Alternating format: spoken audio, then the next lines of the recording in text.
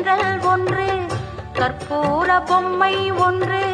கைவீசும் தென்றல் ஒன்று கலந்தாட கை கோர்க்கும்